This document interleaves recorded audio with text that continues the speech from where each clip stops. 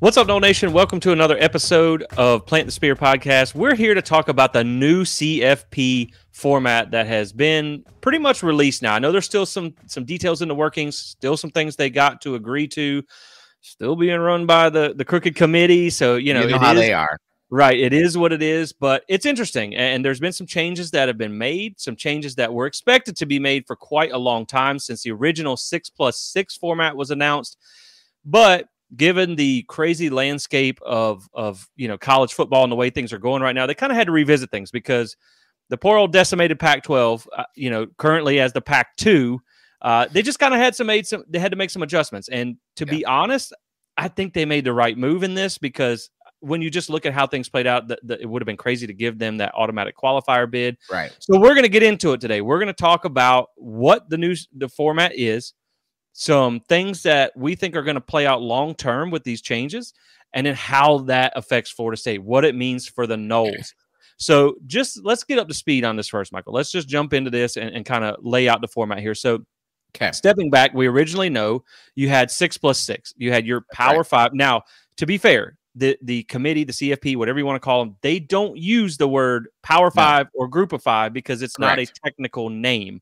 So it was originally 6+6, 5 Power 5 champions, which was assumed, and a G5 champion, and then 6 at-large bids. Now it is going to be 5 conference champions, no matter the level, based on your ranking, and 7 at-large teams. So you're going to still have that opportunity to win your conference and get that automatic qualifier bid in a sense. The only thing that really changed is the fact that it's now 5 conference champion bids, because the Pac-12, what they've done is the 2 remaining schools have basically said, we agree it's not fair for us, one of 2 schools only, to get in there. I mean, they're playing a modified Mountain West schedule this year, so it's just not going to be a fair footing to put one of them in. So now you have 5 conference champion bids and 7 at-large bids, and I think this is going to be good. I think you have an opportunity to get some more teams in here. You still have that little bit of Cinderella story if you want by getting a G5 team in there.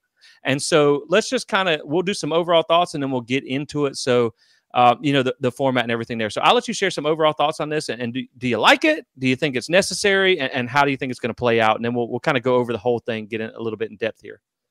Well, I mean, thanks for having me, Jesse. This was inevitable. I mean, think about it. When they introduced the 4-team playoff, the first iteration of this back in 2014, you knew that we were going to end up here. And let's just go ahead and be honest about this right now.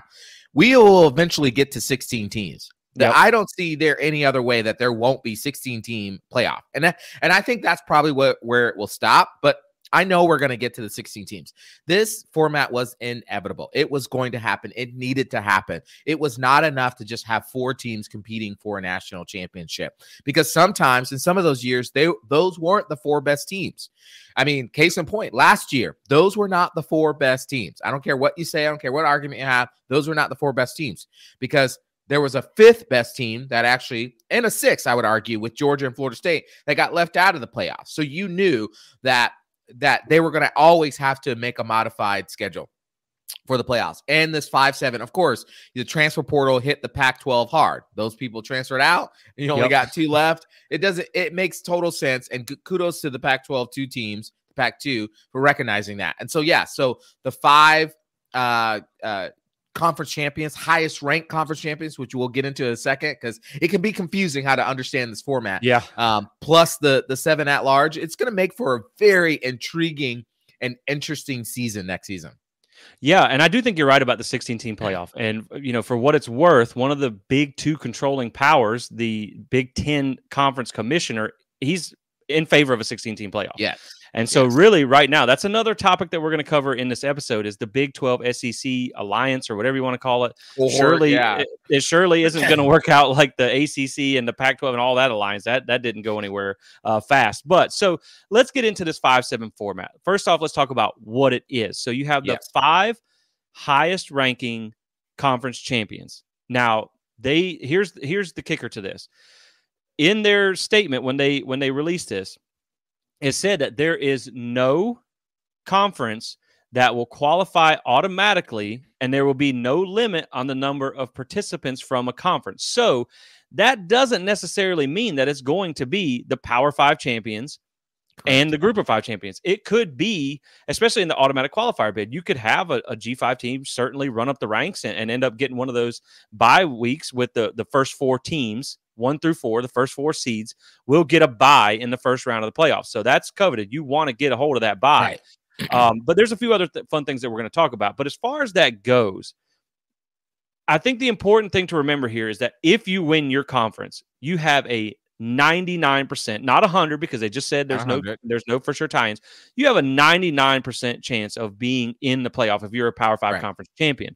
And the perfect example that we were talking about before the show, we were trying to decode this whole thing because it does get confusing quick.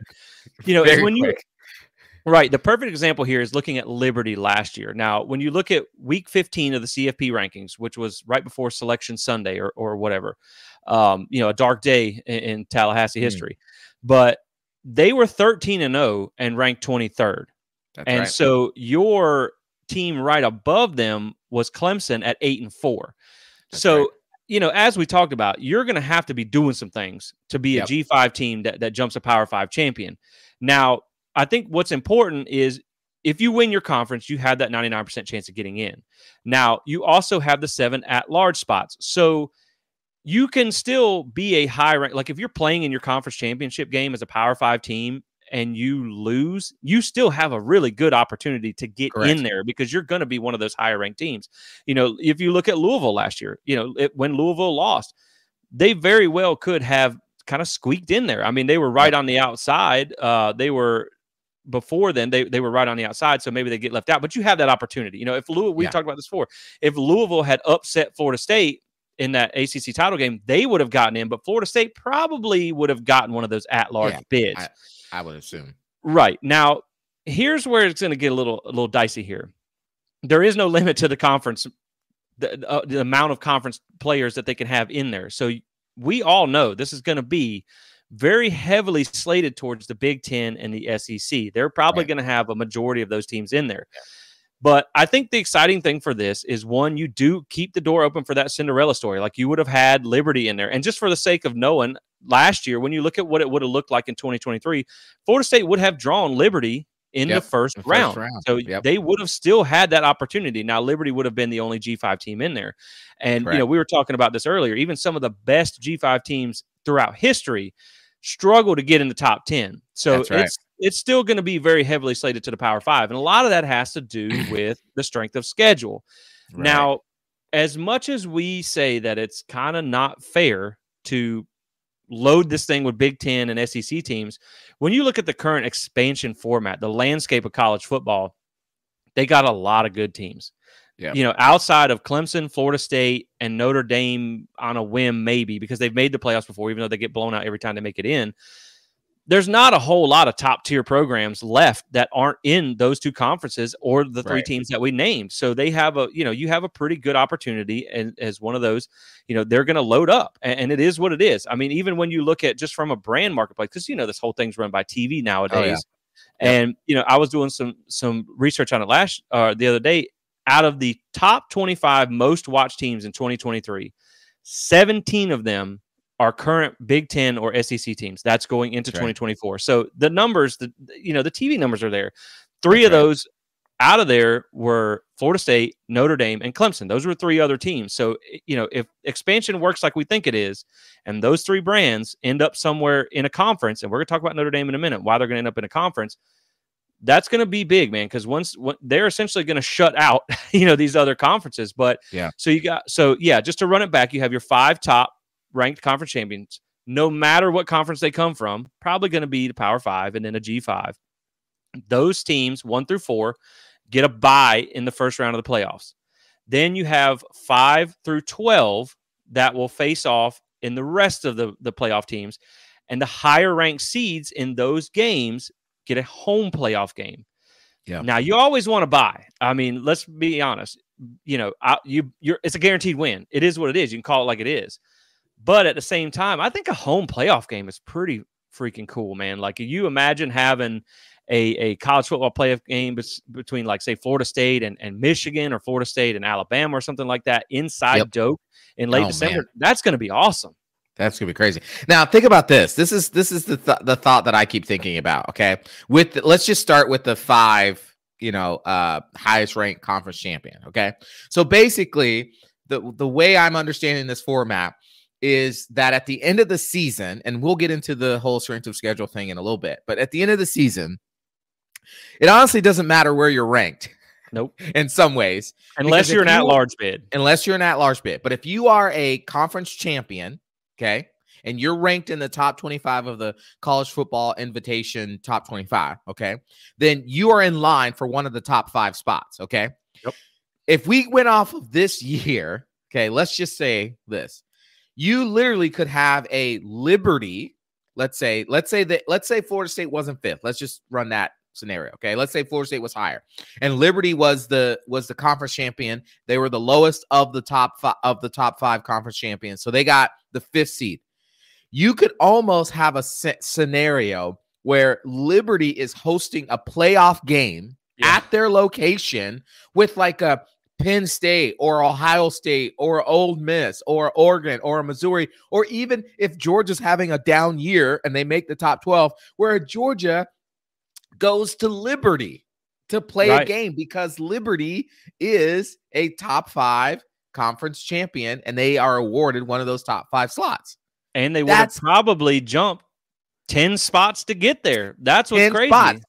They could be ranked 23rd or 20th. Let's say they're 20th, but because they are the 5th highest ranked conference champion, they will then get that 5th spot in the playoff. That is wild to me. It is wild. And they always put a lot into winning your conference, and that's always been a big aspect of everything. It's always been it. Yep. Until last year. Until last year. Thanks, old Boo. Boo. He might be out, but he's never going to be out of our angry dreams or whatever. That's right. But at the same time, it feels like there's almost too much weight put on winning a conference with this new format, but at the same time, and that's why we think, like, in my opinion, I think you're probably going to go to a 16-team playoff, and you may not play a conference championship game anymore. You may not. You may go to the highest seeded one. But, it is crazy, and you're going to have some people who are going to get their feelings hurt a little bit when maybe they're on the bubble. Say that team that you're talking about jumped from 20 up to 5, and you're number 12. Now you're number 13. Down. Exactly. You're going to be mad. So that's the other thing. What's crazy about there could still be drama. You know what I mean? There could still be some drama. There's going to be drama. So if you're in that, I'm going to say 11, 12, 13. If you're between 11 and 15, okay, if you're somewhere in that range, as the season is winding down, as we're getting close to Selection Sunday, man, you are sweating all kinds of things, right? Oh, yeah. Because one, if you're 13 to 15, you're trying as hard. You're hoping everybody loses. You're hoping all that. But if you're 11 and 12, you're hoping that there is no conference champion ranked below you. Like, you're just hoping, because if they do, everything slots right down after that. Like, wow. Yeah. And see, that's the thing, is like, it will fix to a degree what happened last year with Florida State, a Power 5 conference champion being left out. Right. But you're still going to have drama again at 10, 11, 12, where someone's going to feel like they got screwed and someone's going to feel like they got gifted in. And so what really makes this interesting is, so you have your 5 conference champions. It doesn't matter, if it's SEC, Big Ten, G5, or whoever from what conference that comes from, ACC, Big 12, ACC, you still have those 5 in. So then the next 7 slots, you're competing as the highest ranked at-large bid. Now, see, this is where it gets confusing for a team like Notre Dame, and this is why it's an interesting subject to bring up with them. So this is also one of the main reasons I think Notre Dame's days as an independent are numbered. Coming to an end. So you could end up, let's just say Notre Dame has a great year, and they end up number 1 in the final CFP rankings before Selection Saturday or Selection Sunday. They would get dropped according to the rules. Right. They would get dropped to the 6th seed because the 5 would jump above them, because they would jump to 5 because the 1 through 4 are guaranteed the top 4 slots or whatever. So, but either way, they would not be number 1. They would not get a bye. Yeah. And so in theory, Notre Dame can never have a bye in the playoffs. They can't, because they can never be a conference champion. Hence why I think they're going to join a conference. And also, if, side note, when these 2 power conferences, the two super power conferences in the Big Ten and Right. the SEC, if they keep expanding, and now they have all the teams that Notre Dame traditionally plays, they might just tell them, look, you're either going to join the conference or you're not going to have a schedule. Exactly. And without that strength of schedule, you're not going to make it in because you have to be up there. And, we talked about earlier where when you looked at week 15 of the college football playoff rankings and looked at where Notre Dame was, I mean, they were 9-3 and they were outside. They were at number 16. So they would have to win 10 to 11 games. So I think they're going to have to join a conference to have that opportunity. Now, the benefit to Notre Dame on the flip side is you don't have to take the risk of playing a conference championship game, and you still have 7 at-large bids to fight for. Yep. But, you would like to think that a lot of the teams that are in a conference championship game that maybe don't win, they're going to be pretty close to fighting for that as well. And so like, where does the weight come in? Now, I think this also brings up something that we can kind of talk about now is strength of schedule. So if you know that you want to be the highest ranked conference champion, so basically if you go undefeated and you win your conference, you're going to be you're pretty much in there. You almost have no benefit now if you're a Power 5 team in scheduling these hard out-of-conference games, like these ones we have coming up with Alabama or with Georgia and these ones that are coming up. You almost get no benefit because you can still lock in that conference title game. Now, at the same time, if you were to win that game and you were at an at-large position, that's going to help you if you win, but it's going to hurt you if you lose. Yeah. Now, on the flip side of that, with the G5, you got to take some risk because you need to get your butt into the top 12, and you're going to have to beat some good teams to do it. That's why you saw a team like Liberty at 13-0 ranked below, I'm looking at the rankings now, but below 4 loss Power 5 teams. So you're going to have to take those risks, whereas the Power 5 teams, I think you're going to de-risk your schedule a little bit because you almost get no benefit from playing those hard games unless you're just really trying to go for that at-large bid. Right.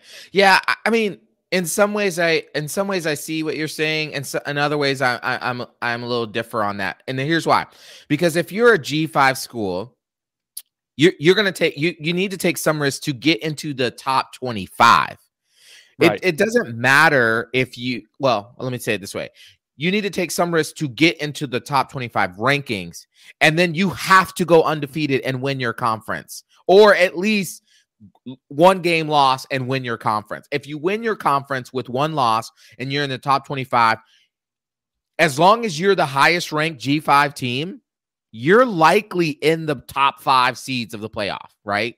I mean, that's really it. So you don't have to like go for broke and play like a super, super hard non-conference schedule.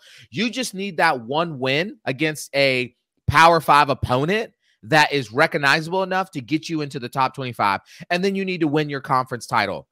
If you do that based on the 5-7 format, and you're the highest ranked G5 team, there are only 4 other Power 5 conference champions, right? There's the SEC, Big Ten, ACC, Pac-12. That is it. You just got to be the best of the G5. And if you're the highest ranking of them, then even if you have one loss, but you're ranked in the top 25 and you're the highest of the G5, you're going to be in one of those 5 slots, the 5th slot, most likely. Oh, you'll be in. I think my point was more, unless you are basically guaranteeing your way in by winning the conference, if you're going to try and get an at-large slot, the at-large, it's never going to happen unless you win the conference. So you basically have to win that. But no, I mean, you make a good point, but I think it's also, like I said, when you look at some of the schedules, and this is why strength of schedule is going to be so important. Right.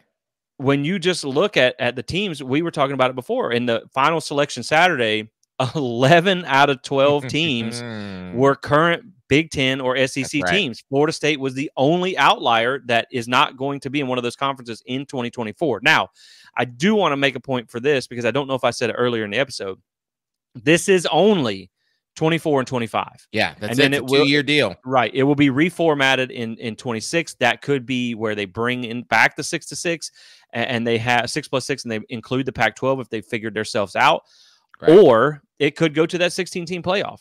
Now, again, when you talk about how they're going to handle the Big Ten and the SEC issue where they formed this alliance, and we know that it's kind of been rumored a little bit that they're expected to ask for guaranteed playoff spots. They want a bigger cut of the money. It sounds terrible, man. It really does. It sounds like you could basically just break those two conferences off and have their own playoff. And I think that in a sense, you almost have to bend your knee to them a little bit, because they could very well do that. And they could take basically every top brand and leave. And, if they snap up Florida State, Clemson, and Notre Dame, then it's lights out. I mean, you could basically have the whole playoff out of those two conferences. But again, that's what we were talking about. Like, as much as it pains me to say it, the 2024 version of those two conferences, they have 90% of the best teams in college football as it stands right now. So it's not far-fetched to think they deserve those, but the guaranteed slots, I think, is where you get a little bit of a problem. Now, I think, again, you're going to put Notre Dame in a pickle, and so they're going to probably end up joining somewhere. And then Florida State, we know, is talking about getting out already.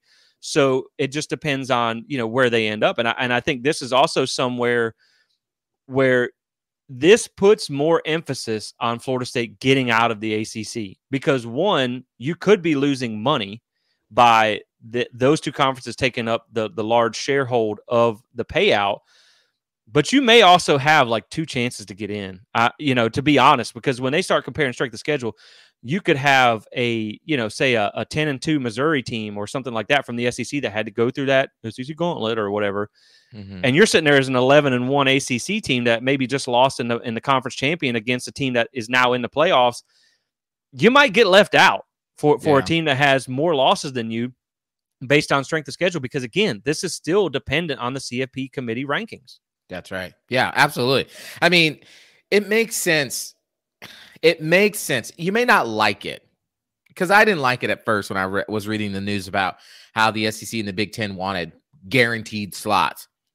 But it makes sense why they would want that. And they're only doing their job. I'm not saying they should be afforded that. I'm not saying that that's the way it goes, but it makes sense why they want that. Because, Kate, just as you said, the SEC and somewhat the Big Ten, they're going to play a more difficult schedule than the ACC, than the Big 12, than any other conference, right? Because, the SEC, it's already been reported that they're basically going to be moving to a 9-conference game schedule, which means there's only going to be 3 out of conference, non-conference games that they're going to schedule.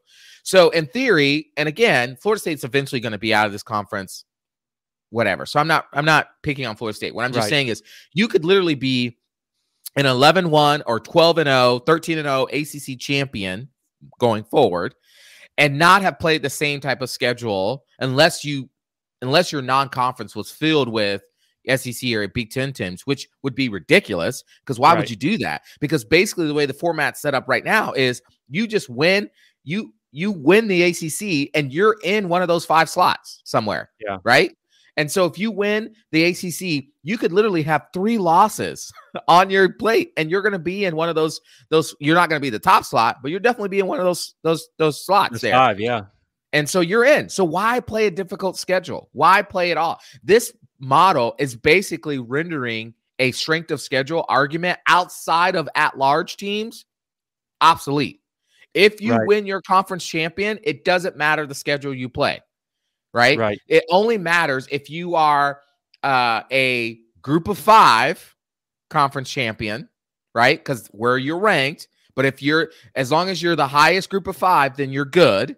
And then it doesn't matter if you're a Power 5, because as long as you're in that top 25 ranking, you're going to be more likely going to be ranked higher, even at 3 losses, than a group of 5 champion sometimes. So you're going to be in the slot. So in my mind, it almost diminishes strength of schedule outside of at large. Now, when it comes to the 7 at large slots, then yes, strength of schedule comes into play. But for those top 5 slots, it doesn't matter what you play. So it really diminishes that. Right. And I think that's a great point. Now, I kind of thought a few different things while you were saying that. It kind of dawned on me just now. So it's like, okay, if you were to go 9-0 in the ACC and say you played 3 Big Ten or SEC teams outside of that, and you lost every one, you're still in the playoffs. That's what your point is. It doesn't matter. Doesn't matter. I think you could also get rewarded if you were to kind of like give yourself a little bit of buffer area there, where if you're like, okay, what if we don't win the conference championship? Yep. Then you're going to need those good wins. That's and I true. think, like, if you were to be able to put a feather cap, like we play Alabama 25-26, if you could put that feather in your cap and say, well, we beat Alabama, And Right. that's an SEC team that's going to be on the fringe of being in every single year. That's going to make your resume look better. So you could get by with scheduling those teams. I just don't think, like, if you feel like you're the best team in the ACC or whatever conference you're in, then you don't necessarily need it. No, you don't. Right. And so it's just, but, like, you know, back to those teams. And again, we think Florida State's going to be out of the ACC probably by 25, you know, just the way things are going. Again, it just comes back to knowing the reality. And I feel bad saying this because we kind of died on this hill last year with the strength of schedule. And Florida State did beat LSU and they did beat Florida, you know, on the road with a backup. They did all those things. But again, it comes back to, and this is also considering the 2024 version of those conferences. When you add the Texas and Oklahoma, and you add the Oregon and the Washington into the into the Big Ten, you know, and like we were talking about before the show, it's like when you just talk about the difficulty of navigating that versus navigating the ACC. I mean, let's call it what it is. This is why we're trying to get the heck out of this conference. You know, and before Miami fans chime in, you're part of the reason that the strength of schedule sucks. Thank you. But, you know, it's like the joke that I made earlier. It's like, what would be harder to fight 6 15-year-olds or 15 6-year-olds? You know what I'm saying? Like, if we're battling some 6-year-olds, like I'm powing and we're in the playoff. Yeah, we're in the playoff. 6 15-year-olds, I'm probably in trouble. So going to the hospital later. Yeah, we're going to the hospital with a couple black eyes there. But I think that, I mean, it is important to have a good strength of schedule for the at-large portion. But like you said, I mean, if you're in one of the conferences that can get that automatic qualifier bid, you don't necessarily need that, because, you know, look at Florida State last year. They could have lost to LSU. They could have lost to Florida, and they still would have been in the playoffs. They still would have been in the playoffs.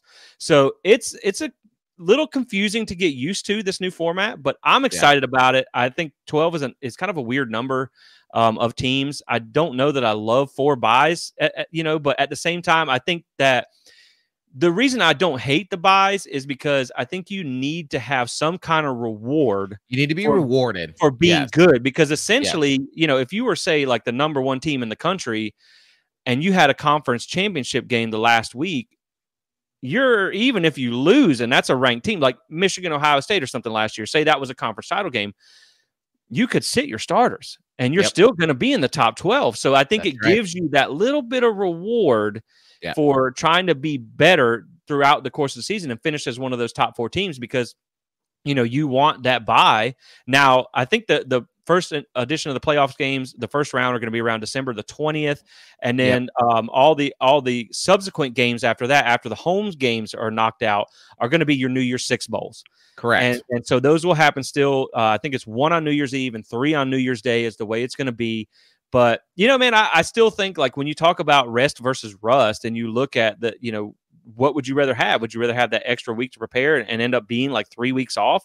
Or would you want that home playoff game? And now I think you always take the automatic win, but a home playoff game is a game changer. And I think that's fun. You know, college football with a home playoff game atmosphere. Oh my God. It's exciting. And I think you also open the door to some other cool things. Like, you know, it may not be fun for us coming from Florida, but, you know, everyone says, like, we're talking about going to the Big Ten. And if you're talking about, okay, well, it's cold, and everybody says, well, it's not that cold till later in the year. Well, that's going to be a playoff game potentially at Michigan, at Penn State, and you at Ohio State. Right. And you could be talking about playing that in late December. It could be pretty darn cold. So there could be some advantages there that could just be fun. But overall, I think it's good for the sport. I think obviously the 4-team playoff had some flaws. And, you know, when you just look at how many blowouts that they had in that format, it just really didn't work. It was, you know, maybe better than a 2-team with the BCS format. I think maybe they should have let the BCS pick the 4 teams. Neither here nor there on that. But I think this is a cool format, and I think it will get to 16 teams. But overall, I mean, I like the idea of having the ability to go out, win your conference, get rewarded for it, get that automatic kind of qualifier bid. Of course, you got to be high ranked, because it's no guarantee. You know, we were talking about earlier, like, you could literally have a absolute disaster scenario. Now, this is never going to happen. This is 2007 reincarnated all over again. Right. If you remember that season, I think Kansas was like number 2 at some point. Gosh. You know, but Kansas and Missouri were 1 and 2. Exactly. And say you were to have like the ACC champion finish 6-6. I don't know. It's hard to say. And then the Big 12 champion finished like 6-6 or something like that. You could theoretically have like a Atlantic team and a Sun Belt team snag 2 of those spots, and then one American team. Right. Yeah. And then one of those teams might get left out. Those Power 5 teams could possibly Right. be stuck fighting for that at-large bid. So I think, again, like I said, I think you have the ability to almost lock in a playoff spot by winning your conference. I like that. So you don't have the situation that happened last year. You also get that little bit of Cinderella story there with like a team like Liberty. I mean, let's be honest. They're probably gonna get their teeth kicked in when they get into the playoffs. Yeah. It is what it is. But I like the ability. You see it happen in college basketball all the time. It's the greatest story in sports. That's when right. you see a 16 seed upset a 1 or something like that. So I think it does leave some excitement on the table there. Unfortunately, it's probably going to be mostly Big Ten and SEC teams, but that could work for our advantage in the next few years because, as it looks right now, we're on our way to the door and we may have a couple of options. And I'm going to kick it to you and let you talk about that a little bit. But it seems like this thing is getting rolling and we may have more than one door to explore. Now, with ESPN getting involved in this lawsuit, one of those two options is getting a little bit hard to see.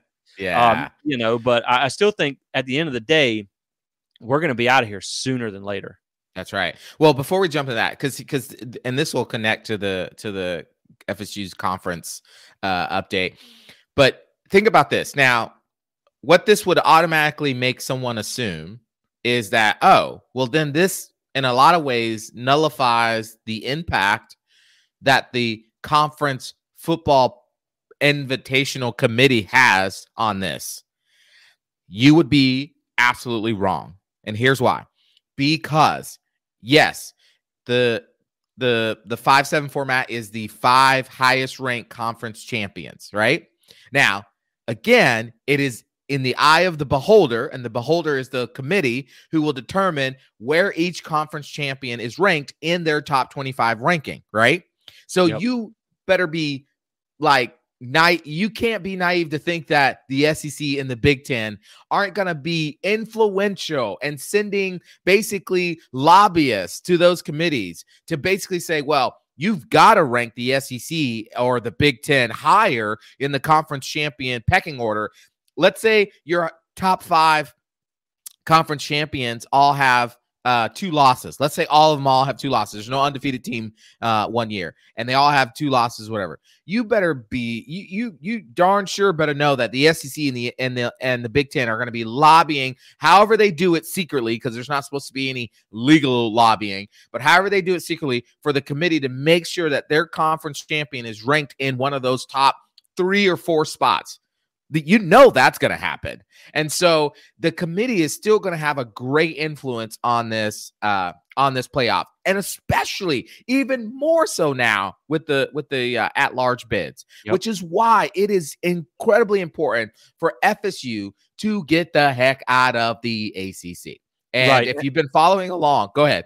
Well, I will say one thing too is like, the good thing about the ACC and with the expansion, the other 2 conferences everybody's kind of doing away with the divisions.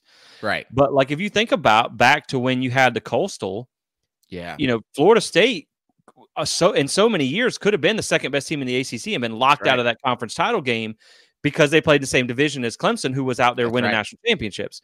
So without the divisions, I think it is eminently better to help your chances to get in. But like you said, I mean, I think with the lobbying and with looking, again, cut back to what I said earlier, 11 out of 12, the top 12 teams last year on selection Saturday, Sunday, or whatever it was, were, other than Florida State, they were all out of 2 conferences as of 2024. That's right. So you just have to figure that you are battling for one of the at-large spots with a lot deeper pool of competition that could be ranked above you as a, would it shock me to see a 9-3 SEC team or Big Ten team make it in over like an 11-1 ACC team or Big 12 team? Not in the least bit. Not in the least bit. Right. So I do think you're still going to have that little bit of influence. I still think that's why you still need style points. You still need to win against good competition. It's just, I think it opens the door for you to bypass the committee by winning your conference because they can put you 1 through 4. You're still getting that bye. Right. You're still in and you're still getting that bye. But I think if you don't win your conference and you get to the at-large section, you're at the mercy. You are at the mercy. And it's going to be a lot of strength of schedule and what the other teams did. And, you're going to, I don't think we'll ever be as mad as we were as an undefeated Power 5 champion getting left out. But it's still going to make your blood boil if you say you're 11-1, 10-2, and a 9-3 or 8-4 SEC team or whatever just kind of It's dumps you over right you. there at the last minute. It's going to Yeah. piss you off still. So Yes, it um, is. And but that's why it's important. right. I do like the fact that there are 12 chances now. So Yeah. whereas you can have a really good season, and at the same time, you know, where we argued that Florida State what they could do last year, but they never got the Right. opportunity. That's right. Now they would have gotten the opportunity. And so That's right. that's why I do like the new format, because then at least then you can kind of go prove it. You can go earn it. That's If you right. still think That's you were right. one of those better teams, you can go prove it. You can go prove it, and this is why it makes a world of deal for Florida State to get out of the ACC, because they can prove it. They know they can play with the big boys. They've always played with the big boys. I mean, everyone used to say way back when you and I were kids that Florida State played like an SEC team, anyways, right? And so it makes it even that much more imperative that they get out of the ACC. Now, if you've been following along with just all the Twitter sphere or X or whatever you want to call it, and all the happenings there, you know that Florida State and the ACC are locked into a legal battle dispute about what is an actual penalty, what is an actual withdrawal fee, and if the grant of rights, GOR, the GOR, if that's even an enforceable document. Well, the latest updates that we have is that both the ACC and FSU have filed legal briefings back and forth in both states, North Carolina, here in Florida, arguing all the different things, which you can go on, social media and find all the legal arguments there. But a couple of things that are real interesting right now is, number one, ESPN has finally entered the chat. Yeah, exactly. Right after accusation about this secret deal that the ACC got with ESPN, and the ESPN has not read up the deal and all the hagglings. Finally, the ESPN has submitted a legal brief in North Carolina and in the state of Florida on behalf of the ACC, arguing that Florida State should not be, basically the biggest thing is that they're arguing is that the documents, the TV agreement between the ACC and the ESPN should not be revealed, that those should be kept and sealed. And they allege, Jesse, that Florida State committed a felony by releasing the documents, which in the state of Florida, okay? Now, I've read this, and we don't claim to be legal experts. But I just read this, so I'm literally repeating what a legal expert said. In the state of Florida, Florida State University, as a public university, is required, Jesse, required. You know how to spell that word, right? You know what it means, right? It means that you're forced. Florida State is required to release by law those documents. And the ESPN is trying to argue that, no, in the state of Florida, that's not legal. They are required by law. It's in the law that they're required to release those documents. So to claim that Florida State is committing a felony is asinine. It's just ridiculous. The other update, the bigger update, the one that we should all be paying attention to, is that in the ACC's latest filings, and I'm not going to word it correctly, so I'm just going to sum it up, basically Michael speak, is the ACC basically made a statement that indicates very clearly that they are ready to go to the negotiating table. They are recognizing, my assumption is that if this goes to trial, and if it goes to trial, it's going to extend way beyond 2025. If this goes to trial, there's a chance they could lose this, because the GOR is not the grant of rights, which we've argued, which as fans, we've been arguing this forever. Is this really an enforceable document? Is the penalty $500 million? That's the minimum. 500. Is that an actual withdrawal fee? Does that actually what it would cost damage-wise if Florida State were to lead the ACC? No legal expert on either side believes that to be true. The ACC is starting to finally come around to this idea of like, ooh. And so they wrote in the filing that if Florida State wanted to get their media rights back, they could buy them back. That's basically what's the term.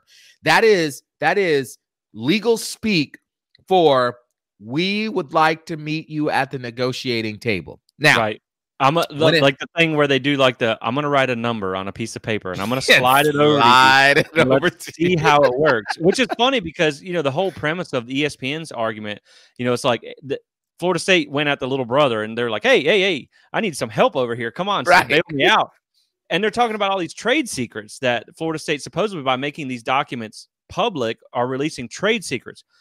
The hell kind of trade secrets are we leaking here? You got the worst, like you basically got called a non-Power 5 conference by the committee last year. And like, what are you leaking? Now I understand there's some details in there. But at the same time, it's like, I don't see this being some kind of magic wizardry of trade secrets where they're doing some things. I think it's these trade secrets are the ineptness of Swafford and Company back in the day, and they don't want to get damning. They don't want that brought to light. Yes. So your trade secrets are more like dark trade secrets. Correct. And ESPN probably doesn't want, I mean, in some ways I still think ESPN wants the demise of the ACC to happen because it would free them up more money to give to the SEC. Right. And so I do think that. But ESPN probably also doesn't want those things to come out because it kind of shows, it gives Florida State and anybody else who wants to leave that much more leverage over ESPN. Like Florida State would have leverage if those trade secrets come out to show the ineptitude and the basically done, and what I forget what the phrasing is when you do business not in like in good. Right. Whatever that phrase, whatever. Yeah, not good faith. Right. I really think that's some of what the ESPN is like. Well, we don't necessarily want that to come out. Right. Right.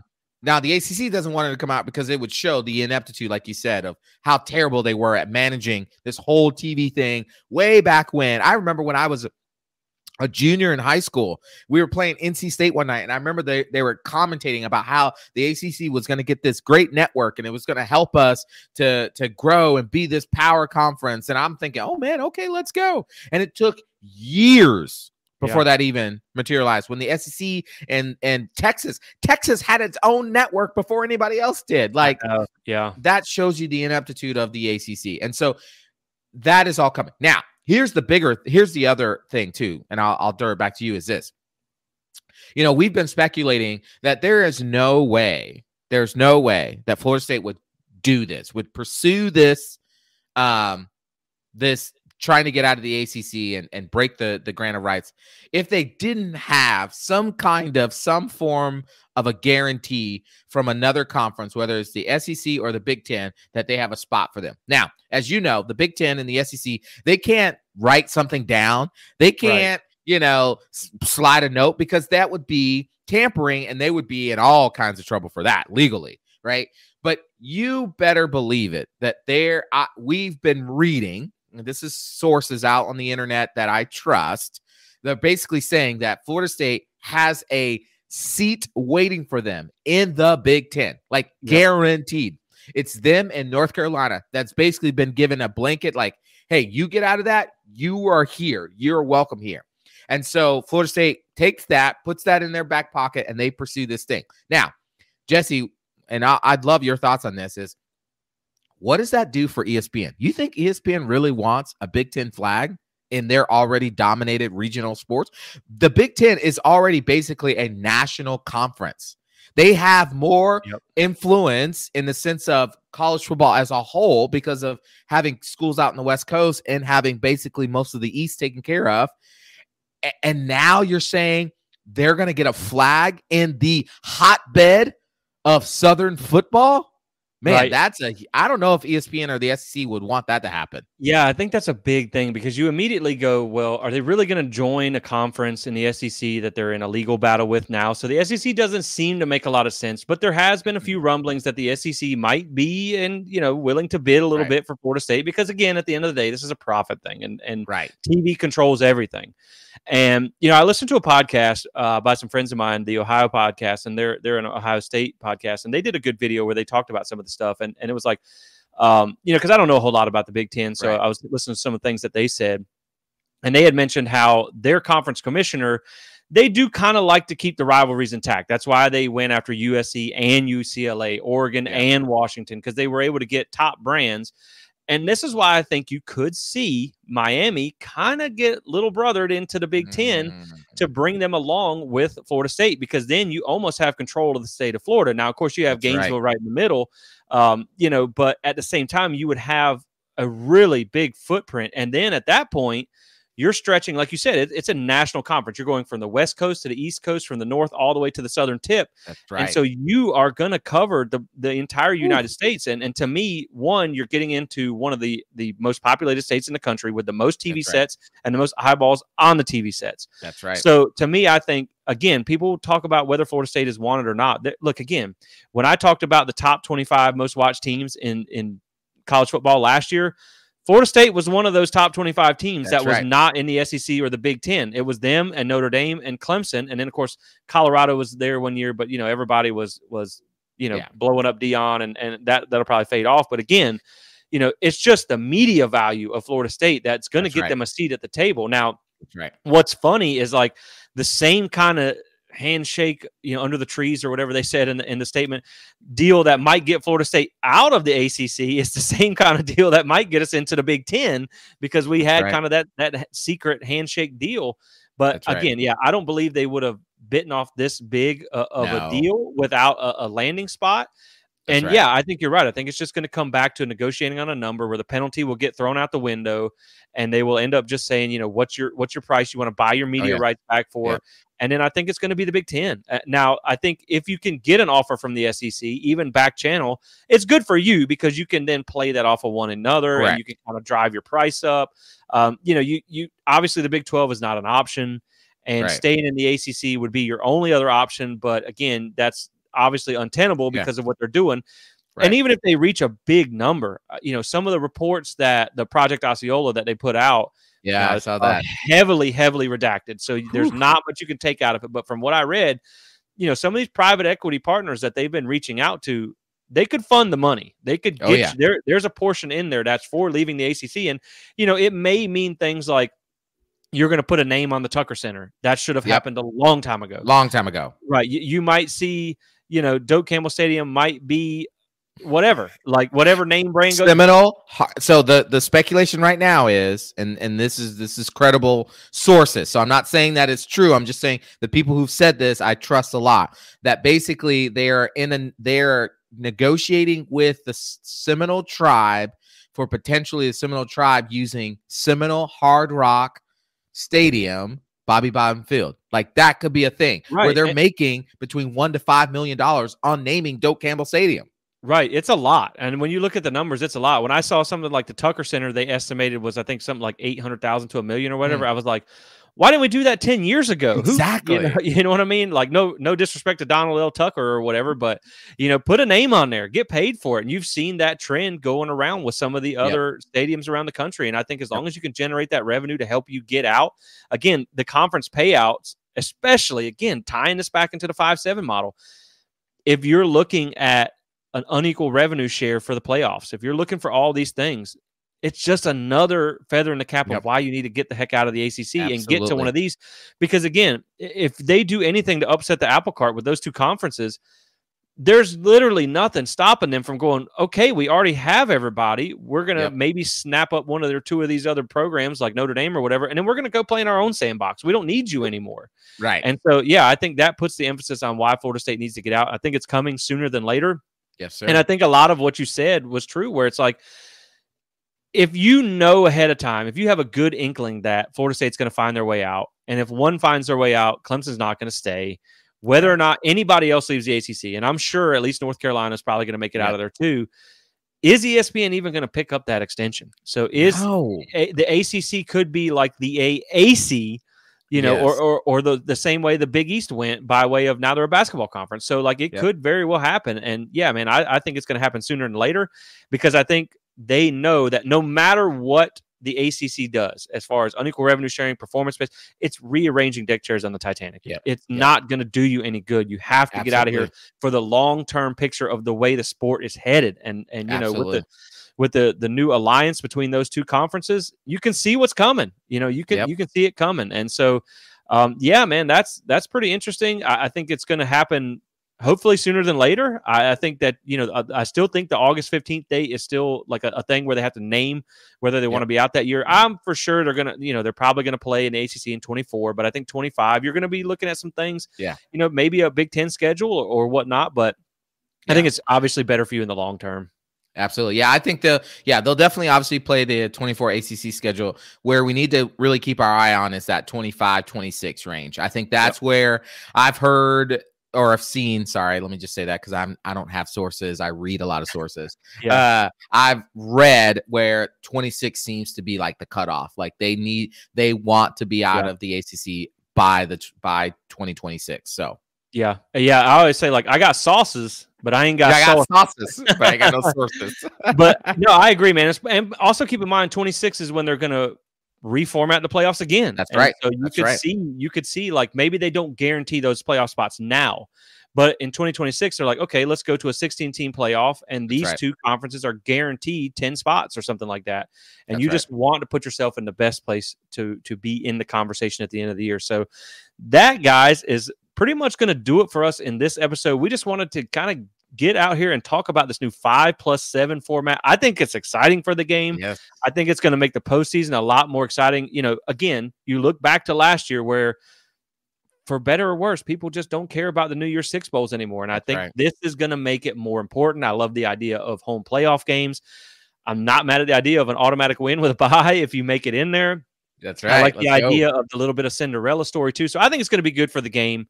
I'm excited about it, and I just can't wait, man. I think it's going to be a fun season in 2024, and I really hope more than anything else we get to experience it firsthand, whether it be at an at-large team or a conference champion. I just hope we get to find out what the 12-team playoff is like, and we get to be in the first rendition of it. So looking forward to it, and hopefully. Well, Jesse, hold on a second now. Before we stop this conversation about the 5-7 model, just to bring us to a close now, the best #1 champion of all apparel wear is Alumni Hall.